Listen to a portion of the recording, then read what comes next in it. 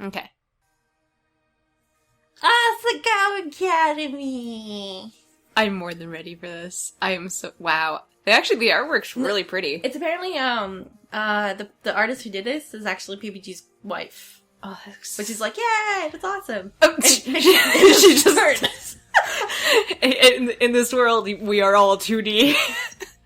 It's the Oh my god, boys. your friend is so cute. They need to kiss. And there's freaking Japanese singing in this. It's definitely not by a white person, but... Yeah, that's a white, like American it's for very sure. much, yeah. I'm very happy for this. He's so angry. Yes.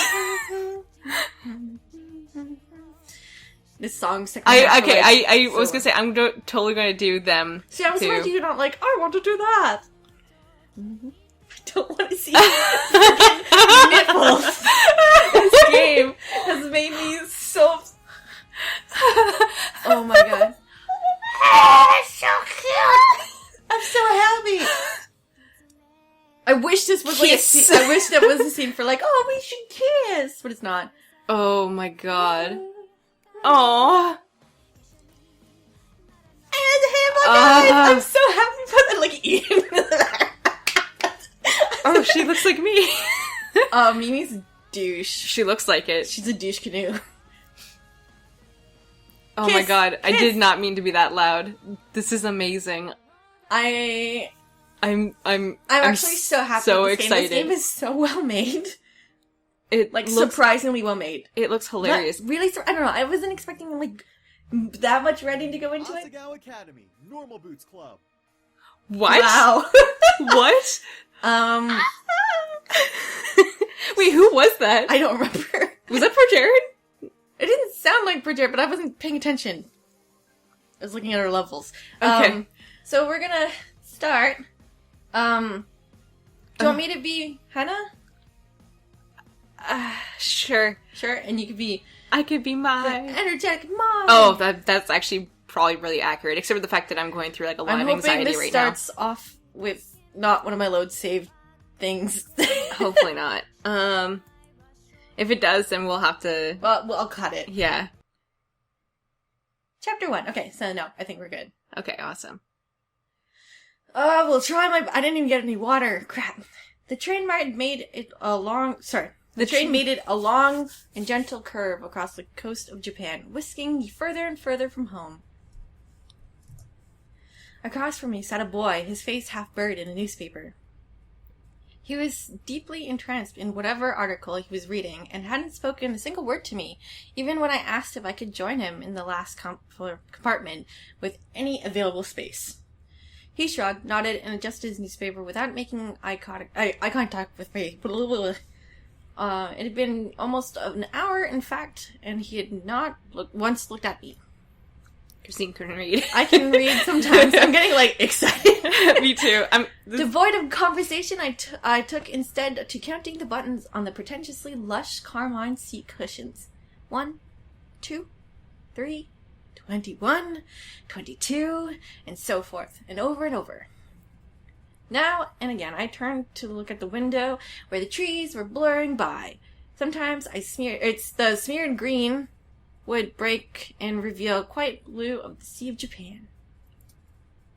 Eventually, this rapidity made my stomach churn, and I went back to counting the buttons on the seat cushions. 1, 2... See, that would not make me 3... motion sick at all. What, it would counting? actually... The counting would make me motion sick. Yeah, sick. looking outside would make me go motion No, sick. it'd cure everything. The train compartment shuddered around us.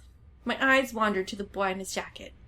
It wasn't the school-issue blue that I and the other students on the train were wearing. Instead, it was green, varsity-like jacket with an embroidered patch poorly sewn on the front.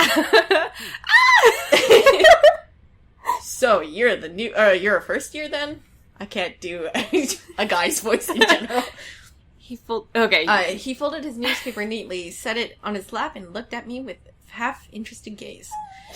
Did he just catch me staring? Now, with the paper gone, I saw his face. He watched me, though, heavy-lidded eyes. His hair was immaculately groomed, his teeth straight and blindingly bright. Even though his teeth aren't straight. Also, why is he sparkling? Because he's fancy. Because he's so fancy. All the fancy men sparkle, don't you know? There was something about him, the way the light hit him, that made him look like he was almost sparkling. Why? Me? He glanced around the compartment, empty beside us, and laughed. I know, sorry, that's voice acting.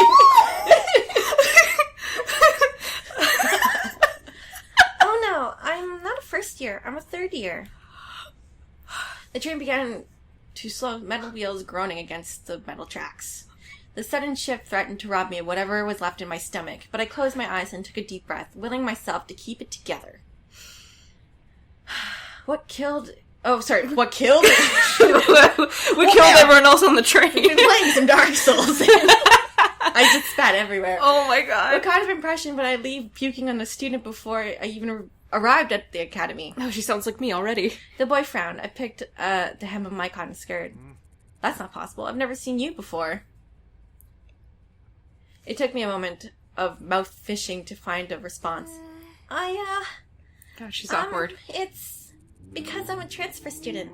From Pink Hair School Academy. From main characterville. He laughed again. A transfer student, huh? We don't get many of those. I removed my acceptance letter from the front pocket of my uniform. The paper Heavyweight off-white. Sorry, and accumulated creases from the reading and rereading, as if the words might have changed since the last time I read it. I've done that. The boy took it, studied it, and then handed it back to me because he obviously he has authority. Like Also, not his shirt is like he's half buttoned down. Yeah, I was gonna say and then he has a tie. Like, why would you even bother put a tie on if you're gonna do that? Because school uniforms. Anyways. You around. Well then, Hannah, I suppose I'll be seeing you around. Oh my god! He smiled at me and picked up his suitcase lying next to him. By the time I hiccuped a response, he was already gone from the compartment. Oh, I stared at the empty hallway of the train. It was then that I realized he, having gotten it from my acceptance letter, knew my name, and I never got his. The train settled in the station and filed out with the rest of the uniformed students. Jesus, Christine. I'm trying. It was early April, and the last frost of winter had come and gone. That was like I wish that happened this year. No, like our April's like, it's spring. No, it just snowed again. Here's a snowstorm. It's spring. It's like that Prince song, and it always snows in April. I guess so. The trees were already green, their leaves shivering in the occasional gust weaving through them. The air was mild, only a few clouds hanging in the sky. It was like the perfect day, basically. Mm-hmm. I walked along the road with a swarm of blue-jacketed bodies looking at the little group breaking off in the crowd. Everyone was buzzing so animatedly around me. It's probably because they're drawn. I had my suitcase tight to my sweaty hands. There's a lot of sweaty hands in this game, by the way. Oh god. Oh, my hands are sweaty. Me. This is all of me. Yeah, my hands are currently sweaty. It was leather brown, worth more than anything it contained. Oh. It wasn't far from the school, and it wasn't far to the school, and I was, for the first time in my life, thankful that what I owned didn't amount to much. My school issued black Oxfords click, click, click on the pavement. I walked this walk over and over in my mind. So many nights I lay awake, imagining what it would be like to walk from the train station to Asagao Academy for the first time. Oh god, I've actually done that. My new start. I always imagined that everything would change for me on this walk. That somehow everything would magically be different. But as I looked around, I realized nothing had changed. Oh. I hadn't changed. By the time I reached the massive gate of the academy, I forgot all about the disappointment. The disappointment slouching in the back of my throat. The school framed by the gate's twisted black metal was just as beautiful as the glossy photos I saw in the pamphlet. This was it, Asagao Academy. I glanced around, the swarm of students gathering around the gate. Beyond it, tiny blue people bounced around the academy's main building. A girl pressed a button on the side of the gate. The excitement in the air was almost palpable. I think I'm doing pretty good. I don't normally read out loud. A few moments later, the black gate, with a great effort, creaked outwards and cleared the path. As the rest of the group shifted into motion, I followed along, a sheep in the herd. My stomach tied itself into knots. The crowd split off into different directions. For a moment, I panicked. A tired-looking man with graying hair. I'm pretty sure that's just gray hair. It's just straight up gray. Called out to the first years. A cluster of fresh-faced students gathered around him. Oh. Hey, look at the girl! I turned. A few feet away, a small group of boys were pointing at me and snickering. Pink hair, you gotta be kidding me. Are you kidding me? Oh, God. Well, how desperate can you get? Hot shame crawled down my neck. Aw. I attached myself to a group of girls, following a few steps behind them. In the distance, cicadas hummed in time with my shoes crunching against the gravel. By hummed, I mean screamed. It wasn't my fault my hair would look this way. Luckily, I found myself at the girls' dormitory, a large sign in the lawn reading, Primrose House. I warn you, it's very pink. Oh, God. So she's, like, fitting in perfectly. Yeah, pretty much. She can meld with the walls. Also, she's naked. Blush. She's, like, blushing against the wall. The building dwarfed me in size and the sheer perfect intimidation. camouflage. How many students did go... Asagao have, Christine. As I approached the building, a red-headed girl lingering nearby caught my attention. I warn you, these first parts she will be saying her lines. Oh. I looked away. Then looked back. She was staring at me. She walked over. She wanted that booty. Yeah. Oh, you must be my roommate! She's so cute. Oh Though, my man, God, I love her already. Sometimes her audio kind of clips. And she's like, yay! Like, Okay, so who did her voice? I don't know. I don't know any of the voice actors for, like, those people. Okay. I eyed her warily. She was smiling and bouncing in a way that suggested her views on life were akin to a perpetual bouncy castle. Oh my God, she sounds like me. She sounds like me now. Me? Bingo. Of course, so you can, yeah. Of course, you silly. Let me guess. Room 325? I thought back to the paper I received a month prior with a list of all the supplies I needed for the year and my dorm arrangements. Yeah, that's right. Ho, ho, ho. She laughed, but I couldn't figure out what was so funny. Was she laughing at me? Oh. When I found out my roommate was a transfer student, I knew you were going to be a total main character. Oh my God. I'm sorry? A what? Mm-hmm. When I saw you outside the gate, I knew it was you. I mean, look at that hair! I felt a lump forming in my throat. What was she talking about? She had to be making fun of me. Aww. I hadn't spent more than 5 minutes on this campus, and I was already being mocked. My hands began to tremble. Is there something wrong with my hair? Oh. She will say this next time. Okay, cool. And then she began to laugh again. Oh, no. It's great. I'm sorry. Oh, We're getting off on the wrong foot, aren't we? Oh, gosh. oh gosh. I'm Mai Sasaki. You must be Hana. Yeah. I bowed my head. Hello. It's nice to meet you, Mai. All your school books are waiting for you in our room with your welcome letter. And, wait, and I read the envelope, because it's totally your business to do that. This is how Mai works. I hope you're not mad. Mai started walking towards the dorm's front doors. I followed behind like a lost puppy. Did you check in at the front desk already? No, I didn't. I didn't know I was supposed to. Good. They'll offer to have a staff they'll offer to have? Yeah, they'll offer to have a staff member. A staff member give you a tour of the campus. But I can show you around. We don't get many transfer students in year 3, you know. Oh, is that your only bag? Just the one? I'm glad I brought an extra bag of stuff to decorate our room with. I started already. I hope you don't mind. She's the best. I love She her really so is. much. But I did wait to string the lights. Wait, what? Oh, I thought I thought we could do it together, you know? She spoke quickly. Oh, God. Sorry, she spoke quickly, the words bubbling from her mouth, and left me no time to answer until the end of her monologue. Yeah, okay, that sounds good. That really does sound like me. I talk Yeah. too much. We're actually going to record this in, like, a big thing, and I'm going to cut it in 2 parts. Okay, So cool. don't worry about, like, time. We'll just record until we can not afford to. Okay. She held open the front door for me, and I hurried inside. Oh shit, it's Yeah, pink. it's really pink. The only thing that's breaking the pink is the floor and the painting. Yeah. Girls filled up up and down the hallway, howling, greeting. Filed, by the way.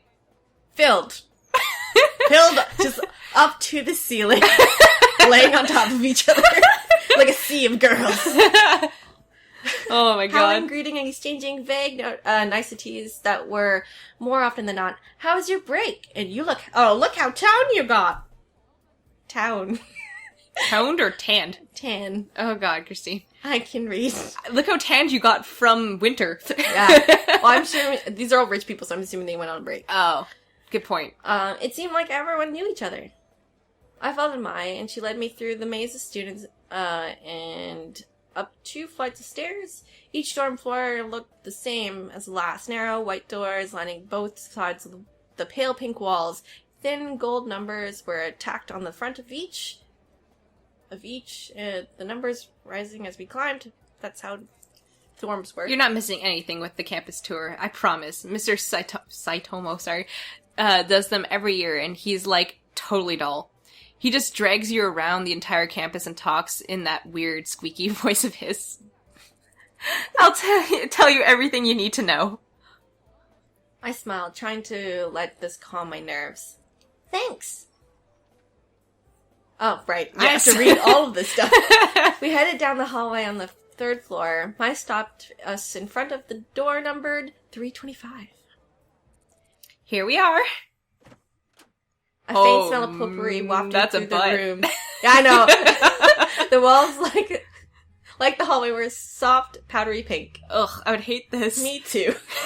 Maya already defaced them with tapestries of posters, magazine cutouts, and photographs. Some of the photos were of cats, but most were male models and rugged musicians. Pornography. Pornography. There's, literally one poster of, animals, and then these, 3 of, yes. Oh my god. It's a man with... Yeah. Above bed, 2 writing desks and wooden chairs, a small dresser, and a mirrored vanity, all clearly provided by the school, were the only pieces of furniture in this tiny room. The top bunk was already covered in neatly tucked blankets and throw pillows of clashing patterns and colors. The bottom bunk had a single stiff-looking pillow and a thin cotton blanket that I didn't need to touch to know it was horribly itchy. Aww. I must have grimaced because Mai quickly smiled at me.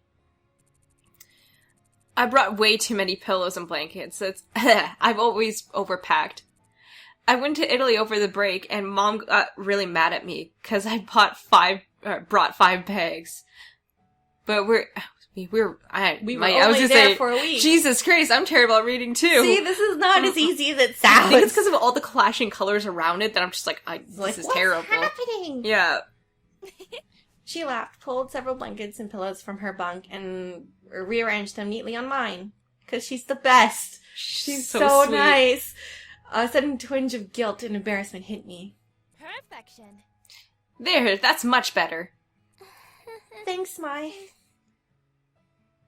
I placed my suitcase on the bottom bunk and began unpacking its contents. Several changes of clothes, pens and pencils, empty notebooks, a few photographs of my father, a dilapidated stuffed rabbit. His name is Mr. Bunny. An old portable radio, and a small black box. Mai opened the curtain. Yes. Sorry, I was reading it as if you were, if it was your line. Oh, yeah. Mai opened the curtains and sunlight poured in. So, where are you from? I slid the now empty suitcase under the bottom bunk. About 2 hours north of here. It's a small town called Amiririsu. You probably haven't heard of it. Whoa. I set the stuffed rabbit, Mr. Bunny, on my bedside, beside a purple and teal throw pillow. Oh. Did you go to a different boarding school, or...? No, I went to a public school down the street from my house. Plebeian. Really? Public school? What was that like? Were the students mean? Did you have a lot of friends? I always went to private school. My parents work a lot, and my dad goes overseas, so I think they stuck me here for convenience. That's oh my so god, sad. that's terrible. That's so sad. Oh, hey, what's that? I'd removed an ornate pattern origami crane from the black box and was setting it on the unclaimed writing desk. Oh, this? My mother made it for me a long time ago. I set it beside a stack of thick textbooks, which I assumed were provided for me. Wow, it's so pretty. I've never seen paper like that before. Oh yeah, the lights. Let me get them. Mai went over to her desk, opened a drawer, and pulled out a long, tangled string of fairy lights. Oh. This is like turning into a Tumblr room. Yep. Like an aesthetic blogs room. Yeah. Oh, sorry, I thought that was you for a second. Yeah. I thought these would look nice. Here, help me string them up. She grabbed a Jeez, container of my ear. pushpins and then pulled her wooden desk chair out and over to the wall. I did the same with my own. Together we pinned the lights around the perimeter of the room. How was the train ride over? Did you meet anyone? No, Yes. not really. I was in a compartment with some guy and... What? Some guy, huh? Was he cute? Sparkling? Yeah, I guess. I don't know. I wasn't really paying attention. I didn't even get his name.